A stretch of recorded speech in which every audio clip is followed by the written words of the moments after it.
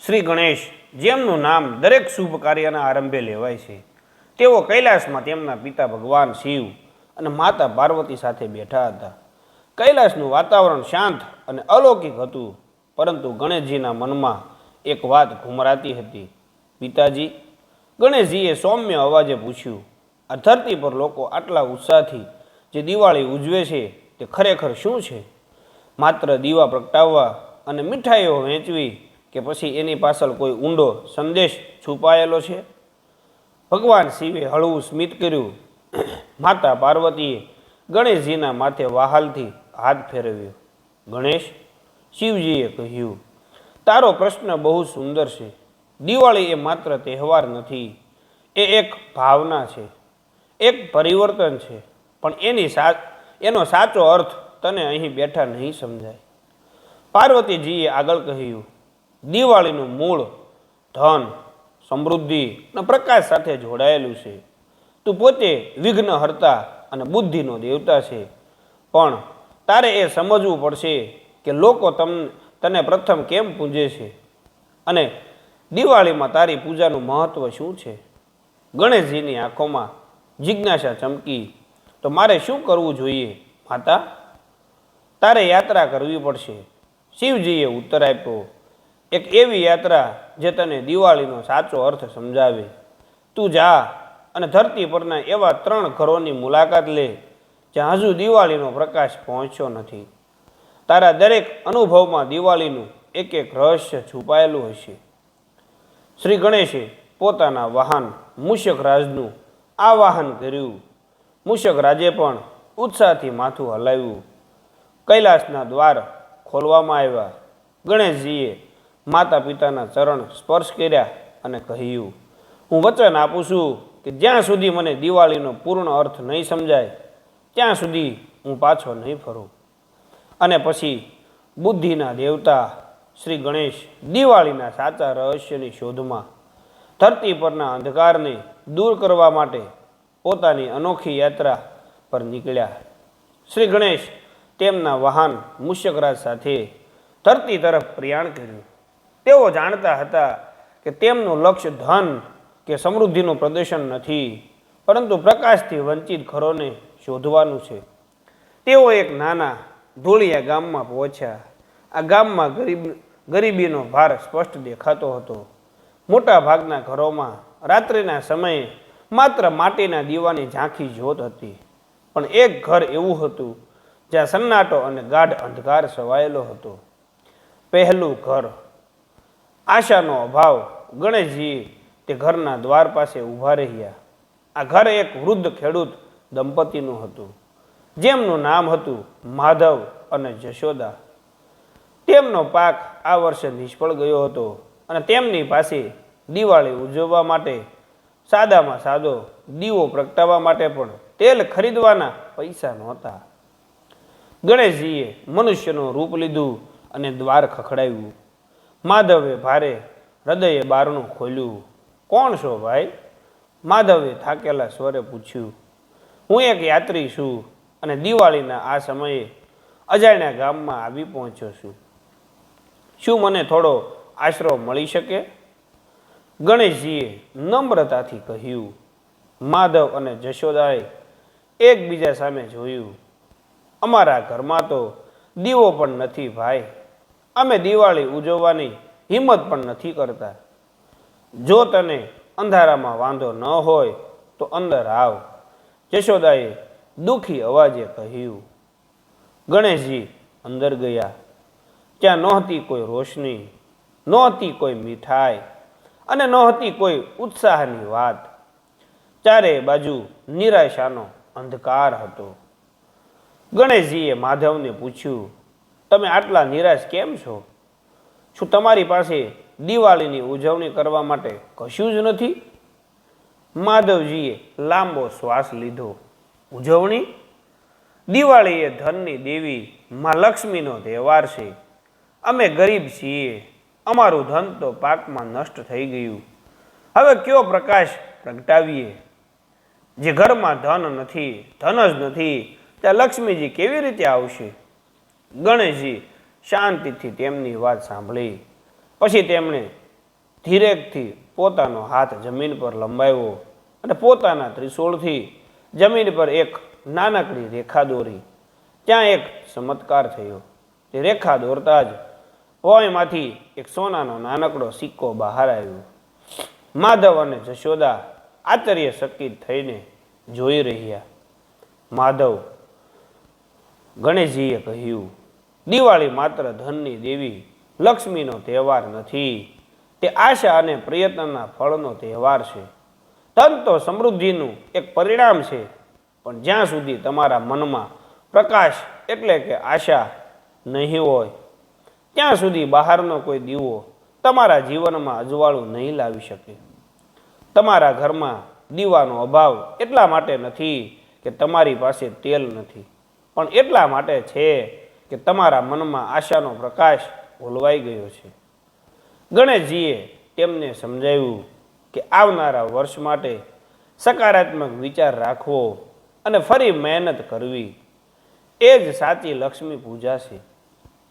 બીજા જ દિવસે મહાદેવે એ સિક્કાનો ઉપયોગ આવતા પાક માટે સારા બીજ ખરીદવા માટે કર્યો.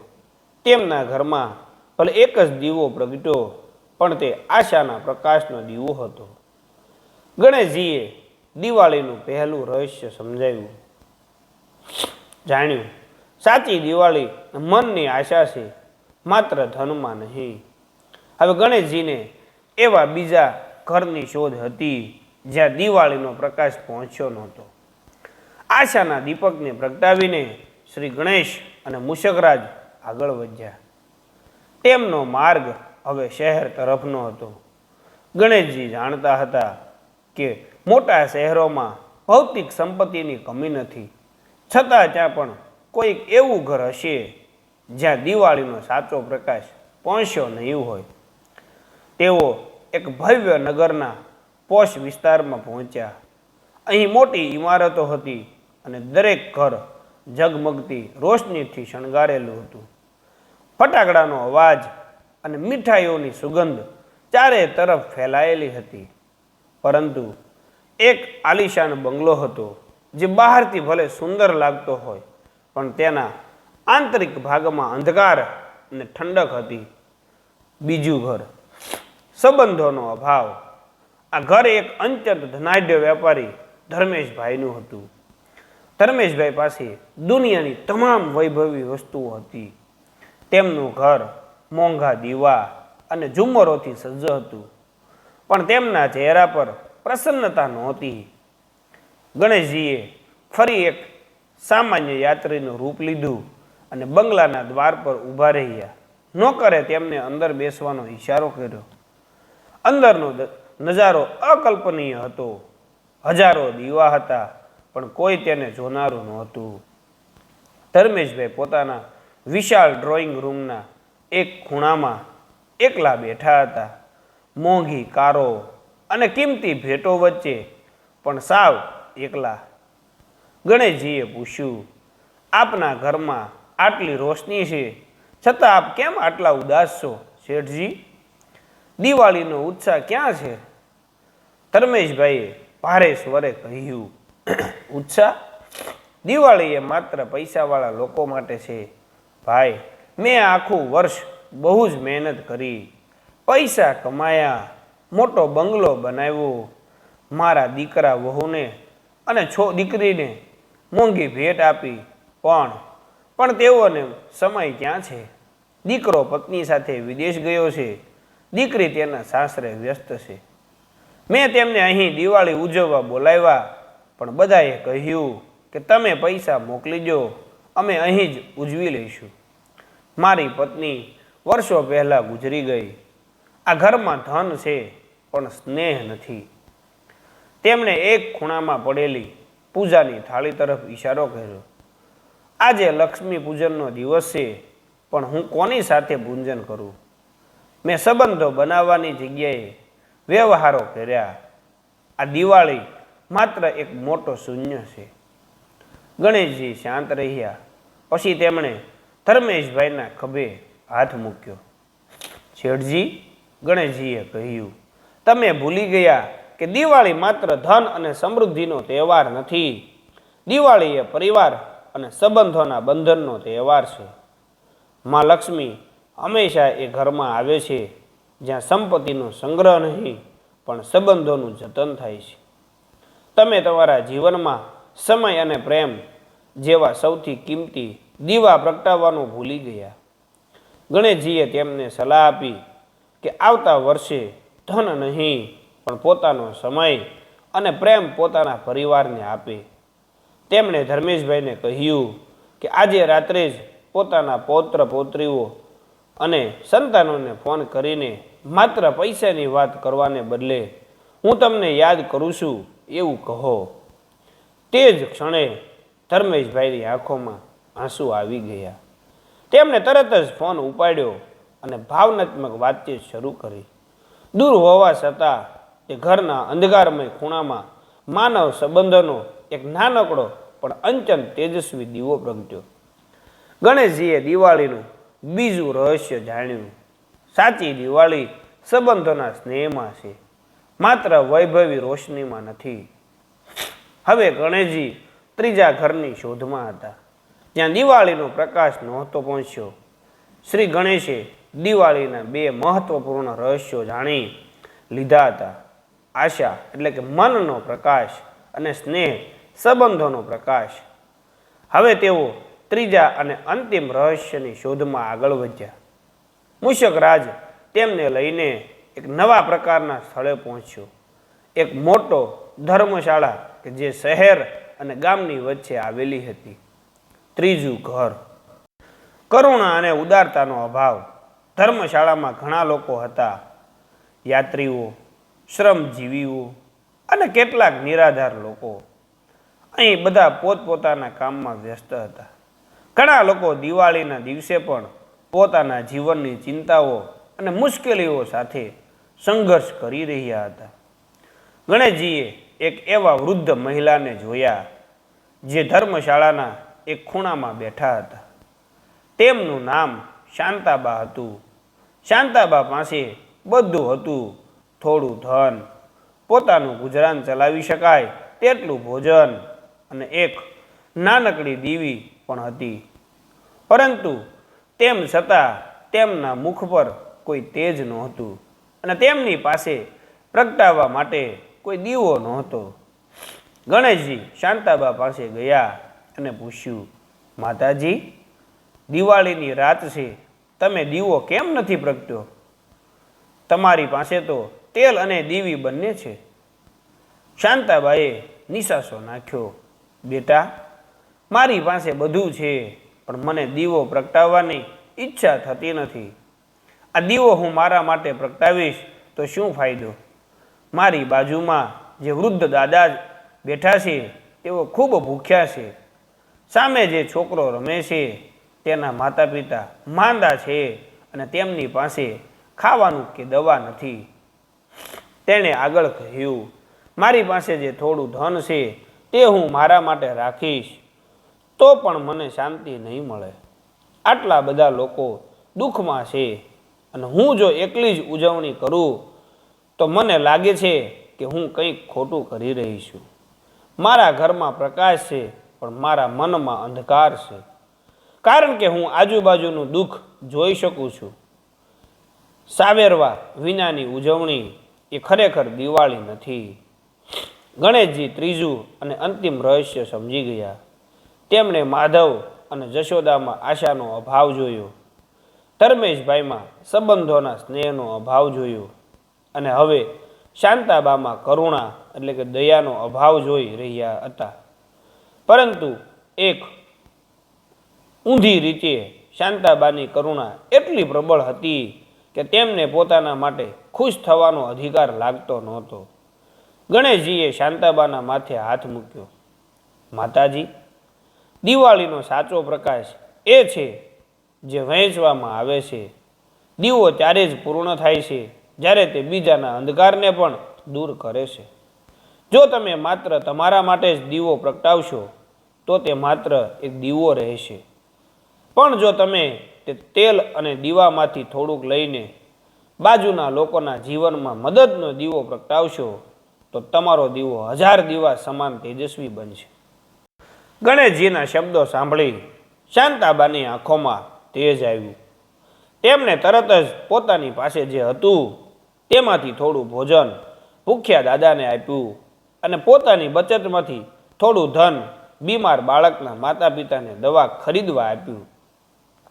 તેમના મનમાં સંતોષની ભાવના જાગી અને તેમણે પોતાના હાથથી ધર્મશાળાના મધ્યમાં એક નાનકડો દીવો પ્રગટાવ્યો. તે દીવો ભલે નાનો હતો, પણ તેની જ્યોત એટલી શુદ્ધ હતી કે ધર્મશાળાનું વાતાવરણ દિવ્ય ઉર્જાથી ભરાઈ ગયું.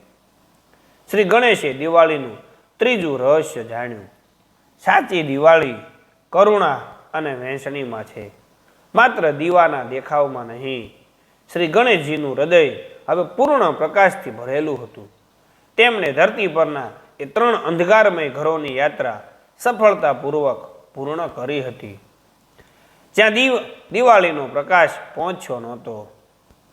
પેલું માધવ અને જશોદાનું ઘર, જ્યાં આશાના અભાવે અંધકાર હતો. બીજું ધર્મેશભાઈનું ઘર, જ્યાં સંબંધોના સ્નેહના અભાવે અંધકાર હતો. ત્રીજું શાંતાબાનો ધર્મશાળાનો ખૂણો, જ્યાં કરુણા અને વહેંચણીના અભાવે મનનો અંધકાર હતો. ગણેશજીએ હવે દિવાળીનો સાચો અર્થ સમજ્યો. દિવાળી એ માત્ર લક્ષ્મીનું આગમન નથી, પણ જીવનના 3 મૂલ્ય મુખ્ય અંધકારને દૂર કરવા માટે પ્રગટાવાતા 3 દીવા છે. પહેલો દીવો આશાનો દીવો, જે ગમે તેવી પરિસ્થિતિમાં પણ મનને અંધકારમાંથી બહાર લાવે છે. બીજો દીવો સ્નેહનો દીવો, જે સંબંધોને જોડીને જીવનમાં ઉષ્મા લાવે છે. ત્રીજો દીવો કરુણા અને વહેંચણીનો દીવો, જે સ્વકેન્દ્રિત અંધકારને દૂર કરીને જગતમાં પ્રકાશ ફેલાવે છે. શ્રી ગણેશજીએ તેમના મૂષકરાજને સંકેત આપ્યો. હવે મનુષ્યનું રૂપ છોડીને તેઓ પોતાના દિવ્ય સ્વરૂપમાં પ્રગટ થયા. તેમણે માધવના ઘરમાં પ્રયત્ન અને આશાના ફળ સ્વરૂપે સિક્કો આપ્યો હતો, જે ભવિષ્યમાં સમૃદ્ધિનું બીજ બનશે. ધર્મેશભાઈના ઘરમાં તેમણે સમય અને પ્રેમનું મહત્વ સમજાવીને સંબંધોની મીઠાશ પાછી લાવી હતી અને શાંતાબાને વહેંચણીનો આનંદ આપીને તેમના મનનો અંધકાર દૂર કર્યો હતો. આ 3 કાર્યોમાં ગણેશજીએ વિઘ્નહર્તા અને બુદ્ધિના દેવતા તરીકેની પોતાની ભૂમિકાને પૂર્ણ કરી હતી. શ્રી ગણેશજીને હવે સમજાયું કે લોકો શા માટે દિવાળીના દિવસે સર્વપ્રથમ તેમની પૂજા કરે છે. ભગવાન ગણેશે કૈલાસ તરફ પ્રસ્થાન કરતા આકાશમાં જોરદાર ગર્જના અને ચમક થઈ. ધરતી પરના લોકો આશ્ચર્યચકિત થઈને જોઈ રહ્યા હતા. આ તેમનો વિજય હતો, અંધકાર પર પ્રકાશનો, અજ્ઞાન પર જ્ઞાનનો. તેઓ કૈલાસના દ્વાર પાસે આવી પહોંચ્યા. ભગવાન શિવ અને માતા પાર્વતી તેમના પુત્રની રાહ જોઈ રહ્યા હતા. શ્રી ગણેશ મૂષકરાજ સાથે કૈલાસના ભવ્ય પ્રવેશ દ્વાર પર આવી પહોંચ્યા. તેમના મુખ પર આત્મસંતોષનું તેજ હતું, જે હજારો દીવાઓથી પણ વધારે તેજસ્વી લાગતું હતું. ભગવાન શિવ અને માતા પાર્વતી તેમને આવકારવા સામે આવ્યા. માતા પાર્વતીએ સ્નેહથી ગણેશજીને ભેટી લીધા. શિવજીએ ગંભીરતાથી પૂછ્યું, બુદ્ધિના દેવ, તારી યાત્રા કેવી રહી? શું તને દિવાળીનો સાચો અર્થ સમજાયો? શ્રી ગણેશજીએ હાથ જોડીને માતા પિતા સમક્ષ નમન કર્યું અને ધીરજપૂર્વક પોતાના અનુભવનું વર્ણન કર્યું. પિતાજી અને માતાજી, ગણેશજીએ કહ્યું, હું સમજ્યો કે દિવાળી માત્ર લક્ષ્મીના ધનની પૂજા નથી, પણ મનુષ્યના જીવનમાં રહેલા 3 મહાન અંધકારને દૂર કરવાની યાત્રા છે. મેં 3 પ્રકારના અંધકાર જોયા અને 3 પ્રકારના પ્રકાશને પ્રગટાવ્યા. નિરાશાનો અંધકાર, જેને મેં આશાના દીપકથી દૂર કર્યો. એકાંત અને વિખુટાપણાનો અંધકાર, જેને મેં સ્નેહ અને સંબંધોના દીપકથી દૂર કર્યો. સ્વાર્થ અને અસંવેદનશીલતાનો અંધકાર, જેને મેં કરુણા અને વહેંચણીના દીપકથી દૂર કર્યો. ગણેશજીએ આગળ કહ્યું, જે ઘરમાં આ 3 દીવા આશા, સ્નેહ અને કરુણા પ્રગટાવવામાં આવે છે, ત્યાં જ સાચા અર્થમાં ધન અને સુખ આવે છે. લક્ષ્મીજી માત્ર તિજોરીમાં નહીં, પણ આ 3 ગુણોથી પ્રકાશિત હૃદયમાં વાસ કરે છે.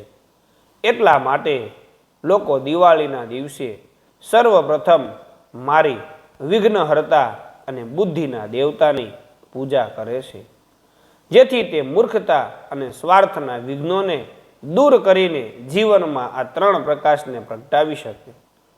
ભગવાન શિવ અને માતા પાર્વતીએ સંતોષ સાથે સ્મિત કર્યું.